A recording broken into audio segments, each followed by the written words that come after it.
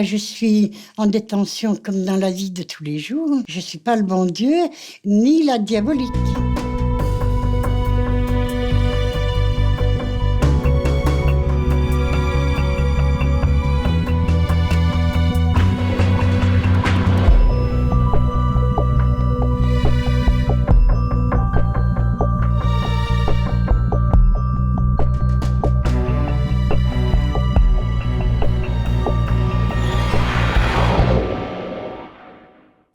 C'était un feuilleton, cette histoire, c'était un roman. On l'a souvent appelée Simone par son prénom et pas Simone Weber, parce que bon, c'est un personnage un peu de roman populaire. Les journaux de la presse locale titraient « La diabolique aux assises ». Une mamie qui s'amuse à faire des coups de sécurité comme les grands voyous le font quand ils vont sur des braquages ou autres. On dit si elle agit comme ça, c'est qu'elle a quelque chose à se reprocher. Je me demande comment elle peut dormir et comment elle peut encore se regarder dans une glace. On était un peu comme un vieux couple. Alors parfois on se disputait, parfois c'était beaucoup plus calme. Je ne suis pas le bon Dieu, ni la diabolique. Je peux vous dire que jusqu'à son dernier souffle, elle essaiera encore d'établir son innocence.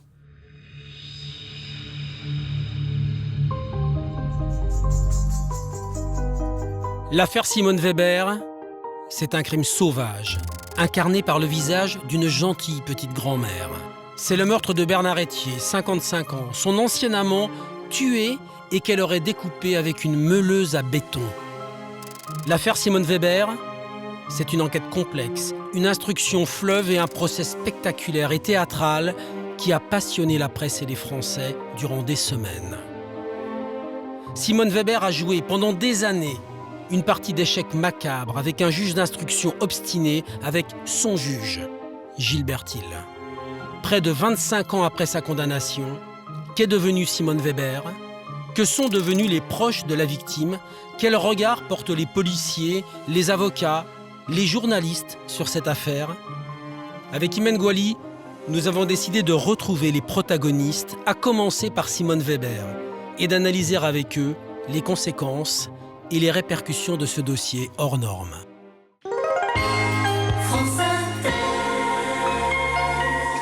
20 ans de réclusion criminelle pour Simone Weber, reconnue responsable de la mort de Bernard Etier. L'accusée était absente à la lecture du verdict. Tout commence 6 ans plus tôt, le 22 juin 1985. Bernard Etier, contremaître de 55 ans, divorcé et père de 2 filles, vit seul à Maxéville dans la banlieue de Nancy. Cela fait plusieurs jours qu'il n'a plus donné de nouvelles à sa fille Patricia. Je suis venue voir s'il était dans sa maison. Il n'y était pas.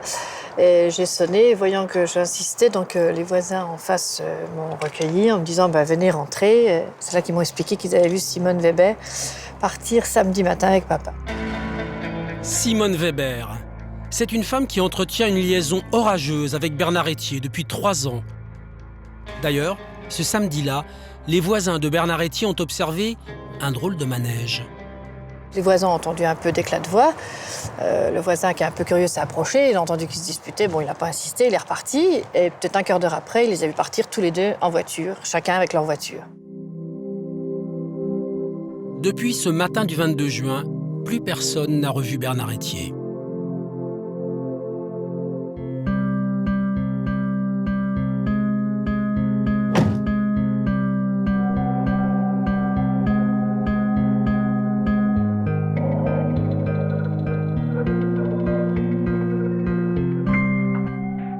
Patricia Etier, c'est vous qui lancez l'affaire. Pourquoi est-ce bizarre que votre père ne donne pas de nouvelles? Parce qu'à l'époque, j'avais une relation avec papa qui était assez fusionnelle. On se voyait une fois par semaine. Donc, où je téléphonais, où je passais. Et donc là, plusieurs semaines sans nouvelles. Donc, je me suis un petit peu inquiétée. Je trouvais que c'était pas normal. Et il était dans quel état d'esprit? Bon, il était bien. Bon, sauf que Madame Weber le harcelait déjà à l'époque. Elle était toujours devant sa porte à n'importe quelle heure du travail. Elle le suivait, même jusqu'à son travail. Elle le suivait à sa sortie du travail. Et elle venait devant chez lui jusqu'à ce qu'il ouvre la porte, quoi. Donc vous alertez la police. Que vous dit-on? On ne me croit pas trop parce que c'est vrai que vu l'âge de mon papa, on peut faire une fugue, on peut disparaître, on peut vouloir s'éloigner, on peut... Donc vous allez décider d'enquêter vous-même. Par quoi est-ce que vous commencez? Par la suivre. Alors, je me suis grimée, je ne vous dis pas, parce que comme elle me connaissait, donc je la suivais avec un foulard, une perruque. Je pensais qu'elle allait me mener quelque part, qu'elle allait m'emmener à une cachette ou je sais pas, ou chez quelqu'un que je connaissais pas et que j'aurais peut-être pu trouver papa. Mais non, elle faisait que les allers-retours dans ces 2 appartements. Donc, et si on sonnait, elle répondait pas de toute façon. Donc. Bernard Etier était peut-être harcelé par Simone Weber parce qu'il avait une nouvelle compagne, Monique Nuss.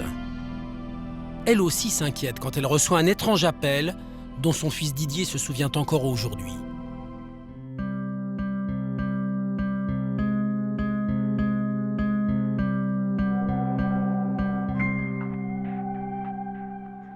Didier Nuss, au soir du 22 juin, votre mère reçoit un coup de fil anonyme. Que dit-il? Il dit que Bernard ne va pas rentrer comme convenu. Ils avaient prévu de partir ensemble en week-end. Et elle n'a pas du tout cru cette personne. Qui est au bout du fil? C'est un homme, une femme? C'était un homme qui se faisait passer pour un ami de Bernard. Donc on a trouvé ça bizarre et elle m'a envoyé tout de suite prendre des nouvelles, essayer de voir s'il n'était pas chez lui déjà, dans un premier temps à Maxéville. Et comme on avait quelques renseignements concernant Simone Weber, je suis allé aussi aux autres domiciles de Simone. Et qu'est-ce que Bernard Etier vous a dit de cette femme? Qu'il fallait s'en méfier, que s'il lui arrivait quoi que ce soit, ça pouvait venir que d'elle. Et on a pris peur parce que quelques semaines précédentes, on avait eu l'arrivée de Bernard complètement ensouquié, comme drogué, à la maison, qui trouvait à peine son chemin. Et j'avais pu remarquer qu'il avait une marque de piqûre dans le bras. Donc on suppose qu'il avait été drogué. Et on a tout de suite pensé qu'il aurait pu arriver la même chose, voire pire. Donc vous allez mener un peu votre enquête, vous allez devant chez Simone. Qu'est-ce que vous découvrez? Qu'est-ce qui se passe? À Nancy, avenue de Strasbourg, j'ai sonné. Le rideau du premier étage a bougé. Ça n'a pas répondu. Sur le parking quasiment en face, j'ai découvert, fermé à clé, la Renault 9 bleue de Bernard. Je suis repassé plus tard dans la soirée, il faisait nuit. Et là, il n'y avait plus de voiture de Bernard. Elle avait disparu. Mais où est passée la Renault 9 bleue? Et où est Bernard Etier? Après 2 semaines d'absence, la police consent enfin à essayer de comprendre. C'est le service de l'inspecteur Charles Deray qui est chargé de l'enquête. D'ordinaire, il s'occupe plutôt de stupes et des mœurs. Charles Deray, vous étiez le directeur d'enquête dans le dossier Simone Weber. Alors pourquoi ce n'est pas la PJ qui est saisie au départ de cette affaire? Alors au départ, il n'y a pas de suspicion criminelle, il n'y a pas de fait criminel. C'est une disparition simple, comme il y en a des milliers en France. Et la sûreté urbaine dans laquelle je travaillais a des services spécialisés qui interviennent sur la ville et sur le département. La PJ, elle, est spécialisée sur des affaires plus importantes, avec des ramifications nationales ou internationales. Donc on n'était pas du tout dans ce cadre-là. Vous lancez les recherches 2 semaines après le signalement de sa disparition. Est-ce que vous n'avez pas perdu beaucoup de temps? Non, parce qu'il n'y avait pas d'éléments qui pouvaient confirmer un assassinat ou des faits criminels. C'est vraiment la procédure de recherche dans l'intérêt des familles. On essaye d'avoir des éléments pour savoir s'il y a autre chose qu'une disparition simple. Les policiers surveillent Simone Weber. La prennent en filature et interrogent ses voisins, le couple Hague. Ceux-ci apportent un témoignage capital. L'après-midi de la disparition de Bernard Etier, ils ont vu un homme entrer dans l'immeuble avec Simone Weber. Mais ils ne l'ont jamais vu redescendre. Pire, ils ont entendu des bruits inquiétants à l'étage. Madame Weber, puisque c'est elle dont il s'agissait, avait passé une nuit à utiliser un instrument électrique. Elle avait descendu au petit matin des sacs poubelles en quantité importante, qu'elle les avait placés elle-même dans le camion. Elle avait attendu le camion des ordures pour mettre ses poubelles dedans, et qu'ils avaient regardé, ça sentait le sang.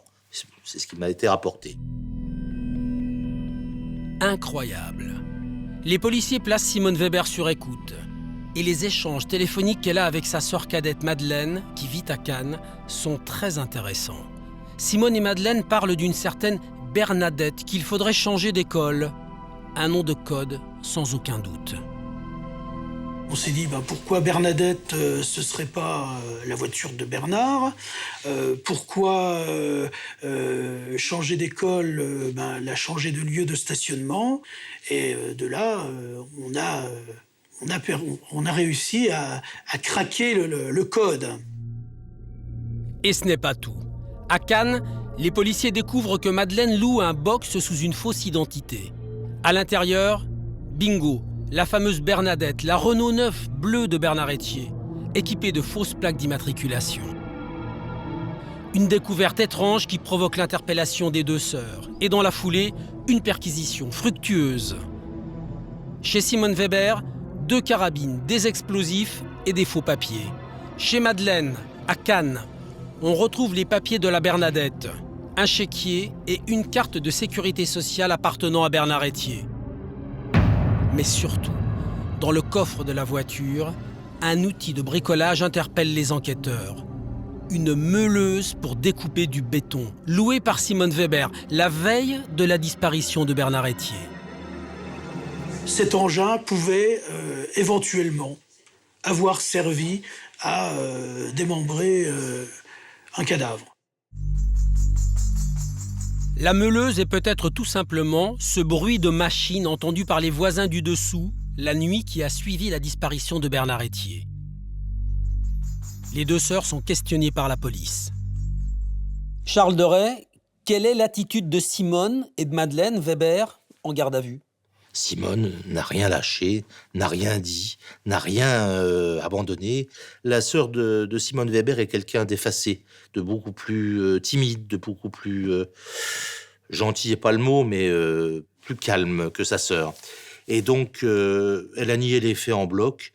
Comment les deux sœurs expliquent-elles la présence de la voiture de Bernard Etier dans le box à Cannes?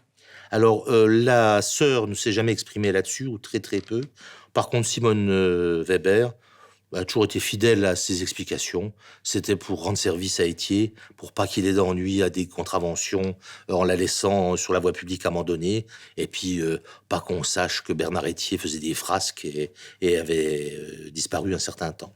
Elle vous ment, ça vous agace et elle vous mentait avec talent. Avec force et conviction. Talent, je ne sais pas, mais avec conviction. À l'issue de leur garde à vue, Simone et Madeleine sont présentées au juge d'instruction, Gilbert Thill. Le début d'une relation houleuse entre Simone Weber et son juge. Une relation unique dans l'histoire de la justice. Gilbert Thill, vous vous rappelez votre premier face-à-face avec Simone Weber? Oui, lorsque je l'inculpe. Elle me déclame quelques phrases protestant de son innocence. Et ensuite, je lui fais connaître la possibilité qu'elle a de choisir un avocat. Elle me dit sans rire, je fais le choix de Maître Robinet qui va me laver de tout soupçon. Je reste effectivement impassible et je lui annonce que je la place en détention provisoire. À l'époque, c'est le juge d'instruction qui place en détention provisoire. Et elle se comporte comment avec vous? C'est l'innocence personnifiée. Pour quel motif inculpez-vous les deux sœurs Weber à l'issue de ce premier interrogatoire? Simone Weber est inculpée à l'époque d'homicide volontaire et de quelques délits connexes divers et variés, puisqu'il y a notamment des infractions à la législation sur les explosifs et les armes, puisqu'on a retrouvé 3 bâtons de dynamite chez elle, un dispositif de mise à feu, 2 carabines 22 longs rifles, un stock de munitions, des timbres humides de mairie ou d'autres institutions, de pharmaciens qui s'avéreront être dérobés en divers lieux.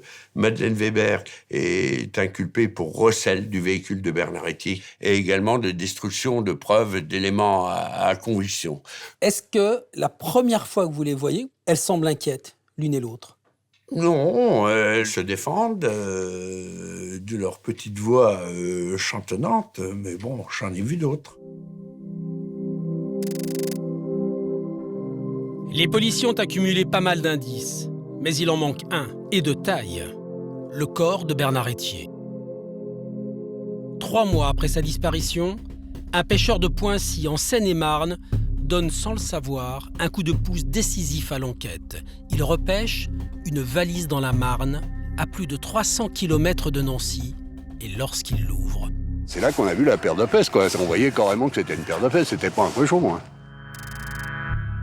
C'est un tronc humain.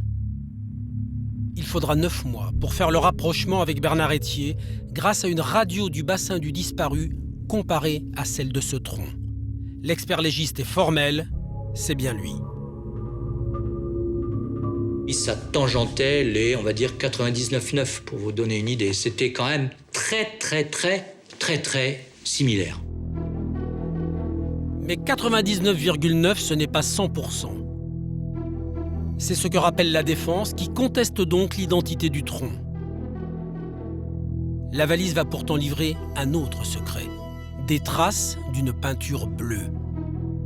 L'analyse de la peinture bleue du parpaing servant à lester la valise était la même composition que la peinture dans la maison de Simone Weber.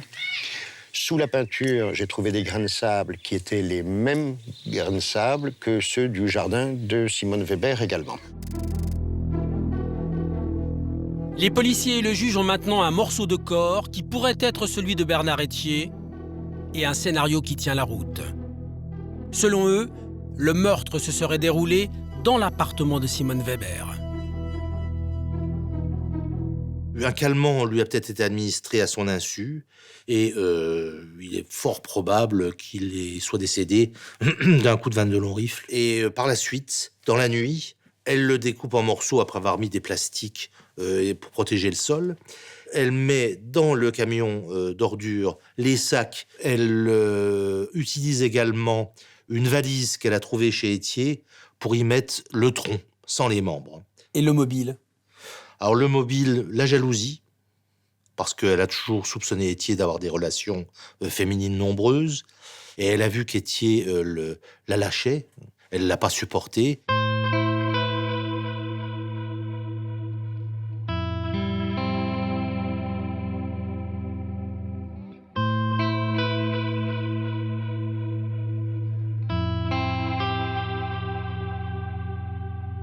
Simone Weber, on a dit que vous aviez un mobile, le dépit amoureux, et que vous n'avez pas supporté qu'il ait d'autres femmes. Vraiment. Impensable, amoureuse. Remarquez qu'il y en a qui tombent amoureux. 60 ans, je lisais ça dans un magazine. C'est peut-être possible, je dirais ça, si ça arrive. En tout cas, pas vous. Ben, je ne crois pas. Faut jamais dire jamais, mais je ne crois pas.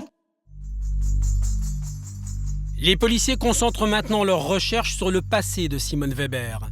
Ils découvrent qu'elle a déjà été mariée à un militaire retraité, veuf et sans enfant, un certain Marcel Fixard. L'homme est mort subitement en 1980. 3 ans avant son décès, ce monsieur cherchait une dame de compagnie. Simone Weber s'est présentée, a séduit l'homme, et le mariage a été célébré à Strasbourg. Les policiers retrouvent l'un des témoins du mariage et l'interrogent. Surprise, je le connais pas celui-là, je l'ai jamais vu celui-là. Oh mais il était pas comme ça. Elle commence à nous décrire un homme qui n'avait rien à voir avec Marcel Fixard. Simone Weber est donc soupçonnée d'avoir embauché un figurant pour se marier. Un figurant qu'on n'a jamais retrouvé. Et Marcel Fixard est mort, lui, 3 semaines seulement après cette union, d'une crise cardiaque, alors qu'il était en bonne santé. Bizarre. D'autant que les policiers découvrent que Simone s'était fait prescrire un puissant médicament pour le cœur, de la digitaline, et ceci à l'aide de fausses ordonnances. Pour le juge, Simone Weber a un mobile, l'argent. Avec la mort de Marcel Fixard, elle peut toucher l'héritage du papy, un compte en banque bien garni et une maison à Rosières-aux-Salines. Le corps de Marcel Fixard est exhumé pour vérifier s'il reste des traces de poison dans les viscères. Mais la toxicologue ne trouvera pas grand-chose. À partir du moment où vous n'êtes pas capable de dire c'est certainement la digitaline, eh bien vous émettez un doute. Gilbertine, malgré ce doute, vous l'inculpez quand même une deuxième fois pour l'empoisonnement de Marcel Fixard. Quand vous avez quelqu'un qui s'est emparé de la maison de celui qui deviendra son pseudo-mari, qu'elle aura épousé à l'insu de ce dernier, et dont elle captera tous les biens par un faux testament, et qu'elle aura acheté avec des ordonnances volées et falsifiées de la digitaline, eh bien, ma foi, j'ai estimé qu'il y avait des charges suffisantes pour qu'elle soit jugée également du chef d'empoisonnement. C'est ça le rôle d'un juge d'instruction. Le 17 janvier 1991, Simone Weber comparaît pour 2 assassinats devant la cour d'assises de Meurthe-et-Moselle. Celui de Bernard Etier et celui de Marcel Fixard. L'audience est prévue pour durer 6 semaines, un record de longueur. Le procès s'annonce spectaculaire et théâtral. Liliane Glock, avocate de Simone Weber, était aux premières loges.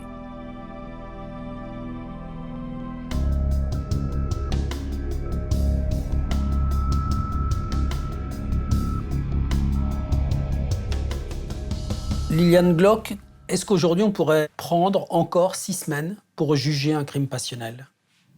Je ne sais pas. Mais c'est pas dans l'air du temps. Il faut dire les choses, hein. Ça a été un spectacle. Si vous voulez, le public qui quittait la salle le matin, ils allaient à la baraque de frites qui a fait fortune s'acheter un sandwich et ils reprenaient la queue pour rentrer à 14h. Parce que il y avait une file d'attente à la sortie, la salle était comble et on attendait qu'une place se libère pour venir s'installer. Ça a été un grand spectacle. J'ai fait dédicacer quelques livres à Simone Weber. Qu'est-ce qu'elle leur écrivait? Elle était quand même un peu préoccupée par son procès. Elle me disait, qu'est-ce que j'écrive? Et je disais, écoutez, marquez pour Michel, la personne qui a demandé, voilà. C'est quand même, c'est quelque chose quand même. Le cas Marcel Fixard est examiné en premier. Mais l'accusation a peu d'éléments pour charger Simone Weber. Pour Bernard Etier, les indices matériels et les témoignages sont en revanche beaucoup plus solides. Le 28 février 1991, après 11 heures de délibéré, le verdict est prononcé en l'absence de Simone Weber, transférée à l'hôpital à la suite d'un malaise. Le verdict est tombé il y a seulement quelques minutes. La cour d'assises de Meurthe-et-Moselle a condamné Simone Weber à 20 ans de réclusion criminelle. 20 ans pour le meurtre de Bernard Etier. La préméditation n'a pas été retenue et Simone Weber est acquittée pour l'assassinat de Marcel Fixard. Sa sœur Madeleine est condamnée à 18 mois de prison ferme pour avoir détruit le passeport et le chéquier de Bernard Etier. Liliane Glock, que pensez-vous du verdict qui a été rendu par la cour d'assises? 20 ans. Je pense que c'est... Comment on dit quand on parle bien? Une cote mal taillée. Elle est coupable de quoi? D'avoir tué son amant par jalousie. L'addition est élevée. Après sa condamnation, Simone Weber ne baisse pas les bras. À l'époque, l'appel n'existe pas pour les verdicts d'assises. Toujours combative, elle se pourvoit aussitôt en cassation. C'était une forme de logique, puisqu'elle a estimé avoir été victime du juge, de la police, de la presse. Il était normal qu'elle aille au bout de sa logique et qu'elle espère bénéficier d'un autre procès. Simone Weber est finalement déboutée. Elle va donc purger sa peine à la centrale pour femmes de Rennes. Elle a été une détenue sans histoire. Beaucoup plus facile d'ailleurs qu'elle n'avait été lorsqu'elle était en détention préventive à Nancy, où elle était un petit peu la vedette, puisqu'on parlait très souvent d'elle dans les journaux. Et là, elle imposait sa loi aux autres détenus. Simone Weber partage sa cellule avec son dossier. Plus de 18 000 pages qu'elle n'a cessé de lire et de relire. Elle a continué pendant toute cette période à travailler sur son dossier, à écrire, à rechercher des éléments qui seraient de nature à permettre la réouverture du procès, de démontrer son innocence. Mais à ce jour, son procès en révision n'est toujours pas d'actualité. Simone Weber a retrouvé la liberté le 18 novembre 1999, après 14 ans de prison. Son avocat était présent le jour de sa sortie. On a déjeuné ensemble et je l'ai ramenée à Orly, où elle prenait un avion pour aller à Cannes, rejoindre sa sœur. J'ai vu que la compagnie avec laquelle elle voyageait, c'était la compagnie Air Liberté. Je trouve que sur le plan symbolique, c'était une image assez extraordinaire, tout à fait fortuite.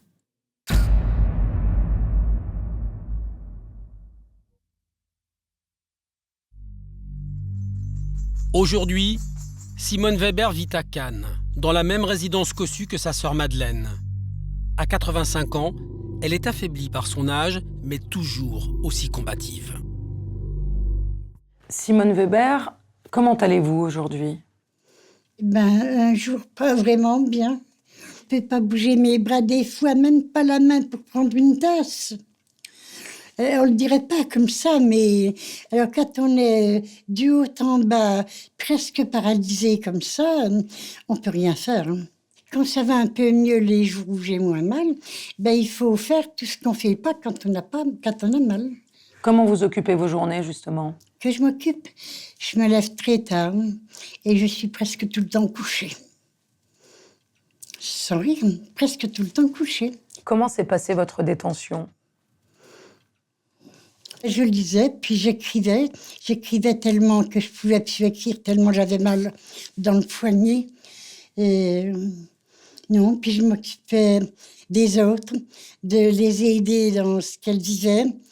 Alors si j'étais un tas de torchons qui massacrent un homme à la tronçonneuse, je ne crois pas que je ferais des choses comme ça. On dit de vous que vous étiez une détenue modèle. Je suis en détention comme dans la vie de tous les jours. Je ne suis pas le bon Dieu, ni la diabolique, ni l'un ni l'autre. Ça veut dire que vous aviez accepté votre peine? Accepter ma peine? Je vais vous dire, enregistrez-le bien. Et quand on voit la crapulerie qui existe, et les gens qui assassinent moralement des gens qui n'ont jamais fait de choses pareilles, eh bien, on serait presque mieux en prison.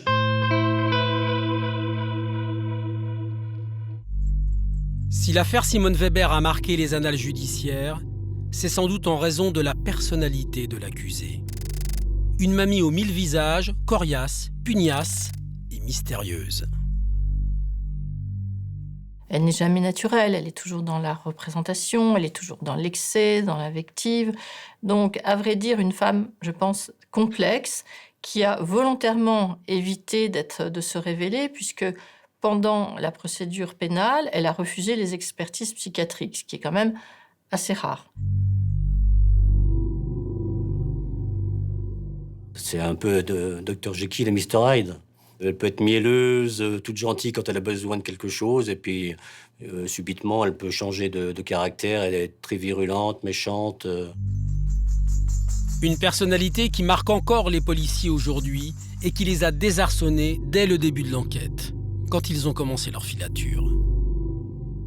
Au début, on prenait un petit peu de distance, on disait « Oh, la mamie, elle va jamais nous retapisser », donc on prenait pas trop de précautions. Et puis, plusieurs fois, on a remarqué qu'elle s'arrêtait. Elle faisait ce qu'on appelle en langage policier des coups de sécurité. Alors, soit elle s'arrêtait, soit elle faisait demi-tour, ou après elle repartait ailleurs. Il était évident qu'elle nous avait repérés. Donc, c'est vrai qu'à l'époque, on se dit, une mamie qui s'amuse à faire ça, comme les grands voyous le font quand ils vont sur des braquages ou autres, on dit, si elle agit comme ça, c'est qu'elle a quelque chose à se reprocher. Elle ne manquait pas une occasion de me dire « Monsieur de Ré, vous n'êtes pas un peu grossi Monsieur Jacques, mais vous vous comportez comme un voyou ?» Et il n'y a que Monsieur Thiel qui échappait un peu à sa vindicte. Simone Weber, Gilbert Thiel. Un duo atypique et inoubliable. Ils se sont affrontés à 75 reprises dans le bureau du juge. Une relation parfois orageuse, mais parfois aussi complice. Quand ça se passait bien avec le juge Thiel, elle l'appelait mon poussin. Et puis quand ça se passait mal entre eux, elle l'appelait Touvier. Touvier, l'ancien chef de la milice de Lyon. Une autre fois, à la sortie d'un interrogatoire houleux, elle trouve à son juge un autre surnom. Il refuse de le prouver, alors c'est un assassinat moral, c'est un bandit. Mais parfois, le duo se rabiboche et le juge-t-il accepte d'accompagner discrètement Simone Weber au cimetière pour se recueillir sur les tombes de 2 de ses enfants décédés. C'est vrai que à l'occasion de tels moments, il peut y avoir des échanges d'humanité, on va dire d'humanité, entre une prévenue et un juge d'instruction. Et puis, après, il y a le conflit qui résulte du dossier, où chacun a des convictions très fortes dans un sens opposé, et qui fait que nécessairement, par moments, ça devient très, très vif. Gilbert Thiel, quelles étaient vos relations avec Simone Weber? Comment ça se passait avec elle? Elle était respectueuse, j'étais respectueux de sa personne. J'avais une grosse difficulté.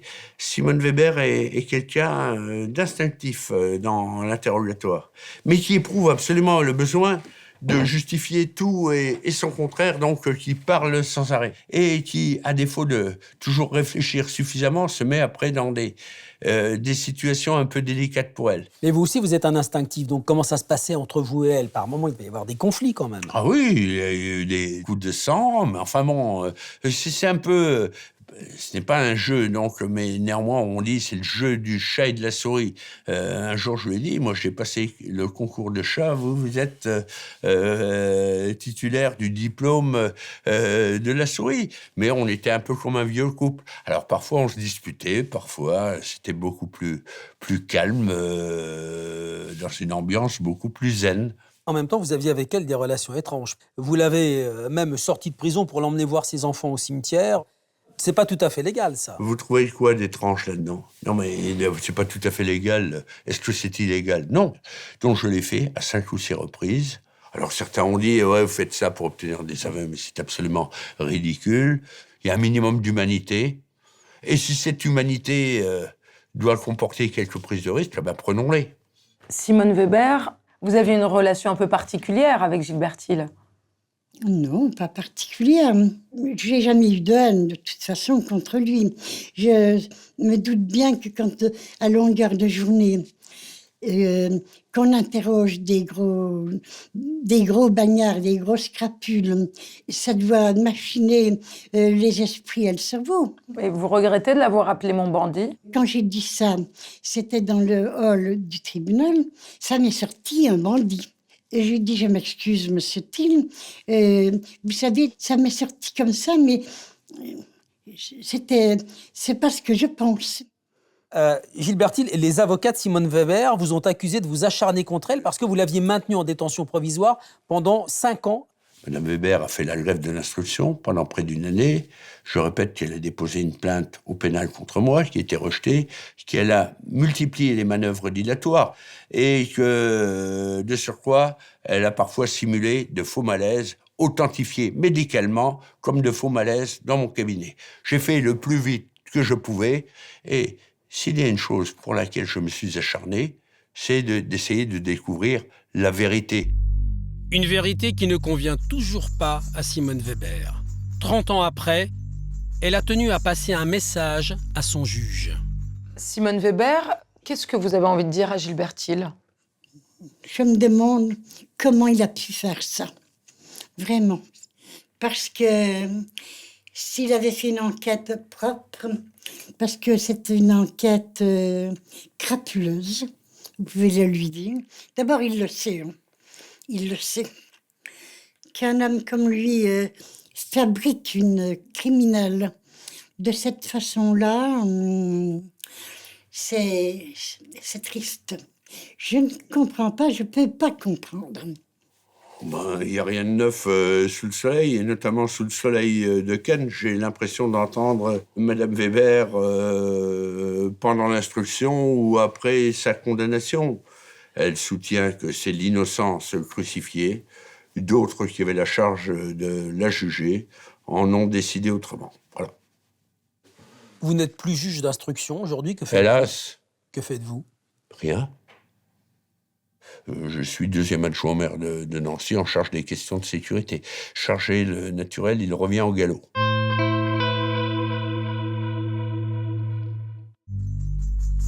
Dans l'affaire Simone Weber, la justice s'est donné les moyens. Plus de 5 années d'instruction, 18 000 pages de procès-verbaux, des dizaines d'expertises, de fouilles et de perquisitions. On a vraiment tout essayé. Je veux dire, les analyses de peinture, les analyses de bout d'os. On allait dans les cuvettes de toilette, aller chercher des poils. À un moment donné, je crois qu'on a même vidé un canal pour tenter d'aller trouver des restes humains. Et quand on faisait une expertise et que l'expertise ne convenait pas à la thèse de l'accusation, on faisait une contre-expertise. Puis la contre-expertise, elle convenait un peu plus. Puis on en faisait une troisième pour arriver finalement à conforter ce qu'on estimait être une charge. La défense, elle était avec un lance-pierre contre une division de chars blindés.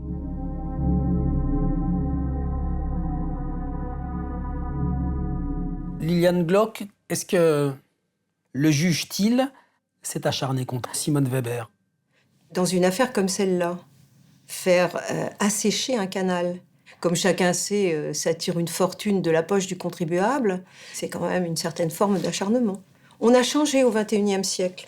Quand un juge entend ordonner des diligences qui coûtent très cher, on s'enquiert d'abord du prix et on voit si on le fait ou non, si le jeu en vaut la chandelle.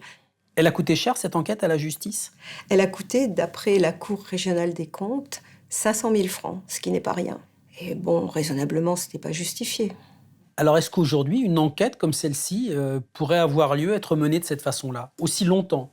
Je vois mal la chambre de l'instruction de la Cour d'appel de Nancy, actuellement, dans une affaire comme ça, garder quelqu'un 6 ans en détention provisoire.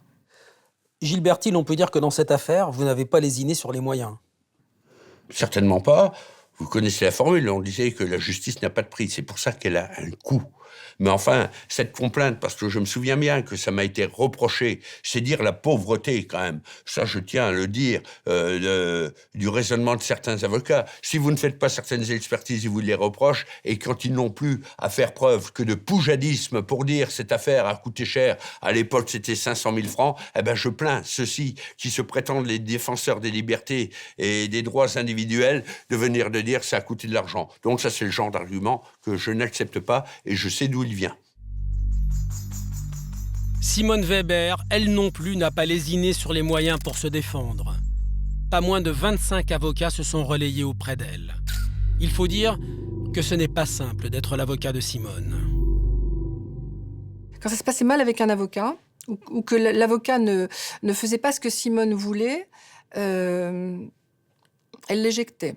Et c'est ce qui fait aussi que les avocats lui passaient beaucoup de choses. Il y en a qui n'ont fait que passer. Et parmi ces avocats de passage, plusieurs grands noms. Garot, Collard, Pelletier et Vergès. Vergès avait dit que Thiel avait fait de Simone Weber une créature qui avait les ovaires de Marie Bénard et les couilles de Landru. C'est très imagé, c'était une bonne formule que tout le monde a repris. Elle n'a pas du tout apprécié ce trait d'humour. Elle a si peu apprécié que le ténor a été congédié sur le champ par sa cliente. 30 ans après, malgré les moyens engagés par la justice, des zones d'ombre demeurent dans l'affaire Weber. Aujourd'hui encore, l'identité du corps repêché dans la Marne fait toujours l'objet de vifs débats. Je ne sais pas si vous avez déjà vu un tronc, mais il n'y a rien qui ressemble plus à un tronc qu'un autre tronc. Au début, on pense que c'est le tronc d'un homme de couleur, mais le tronc ayant séjourné longtemps dans l'eau, il y a eu une dégradation et il y a le problème d'une cicatrice qui résulterait d'une opération de l'appendicite. Tous les dossiers médicaux de Bernard Rétier avaient été saisis et à aucun moment, aucun dossier médical ne faisait état d'une opération de l'appendicite. Donc, c'est clair. C'était pas le tronc de M. Rétier. Pour moi, c'est pas une zone d'ombre. C'est le tronc de Bernard Rétier. Parce que, L'autopsie a mis en évidence des points de concordance sur les points d'arthrose, sur les déformations squelettiques. Bon, en plus, il y a le groupe sanguin qui est identique. À l'époque, l'identification par ADN était une technique balbutiante. Elle a été tentée sur le tronc mais n'a rien donné, car il avait séjourné trop longtemps dans l'eau. Aujourd'hui, ça serait super simple, je veux dire, ADN, recherche d'ADN. Il y a bien évidemment des preuves de l'ADN de M. Étier vivant. On aurait été voir si le corps était porteur de la même ADN. Autre zone d'ombre, le décès de Marcel Fixart. Simone Weber a été acquittée faute de présence significative de digitaline dans la dépouille du vieux monsieur. Serait-elle acquittée aujourd'hui? Le doute est permis.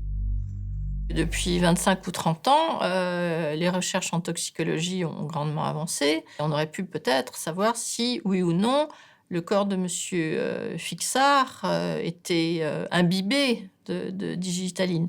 Ceci dit, la digitaline avait justement cette propriété de très vite se décomposer, disparaître. Donc, sur ce point, je ne peux pas vous répondre de manière certaine.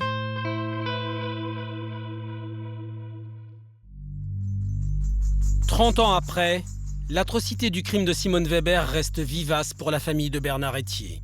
D'autant plus que le deuil a été difficile, faute de corps. Ce que je vais vous dire est absolument horrible. La famille a récupéré 2 bocaux. C'est des mots et une image qui ne correspondent pas du tout à nos traditions de deuil dans notre société, et que c'est avec ça qu'on doit faire un simulacre d'enterrement et de cérémonie. C'est terrible. Je pense que là, c'est une plaie qui restera béante chez Patricia Étier.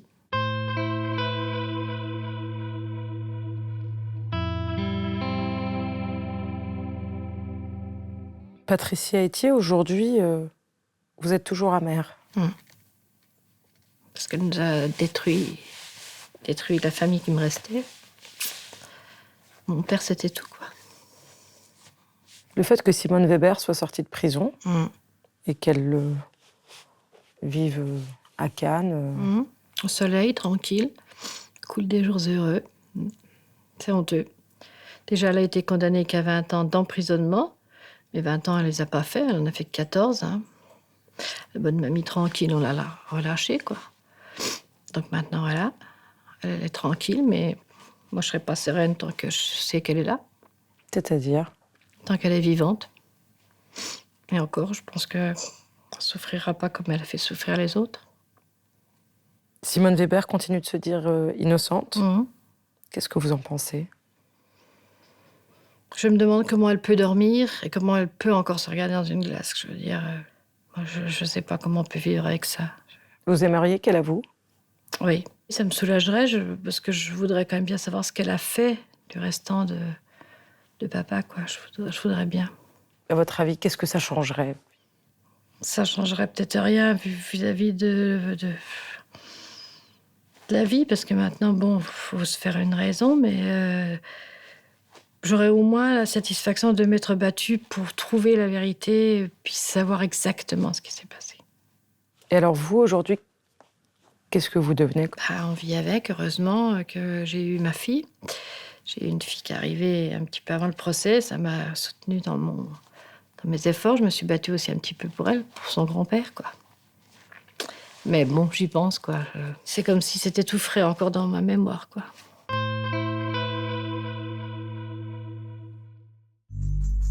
Depuis sa condamnation, Simone Weber a eu de nouveau affaire à la justice. Mais cette fois-ci, en sa faveur. Elle avait été condamnée pour son mariage avec Marcel Fixart.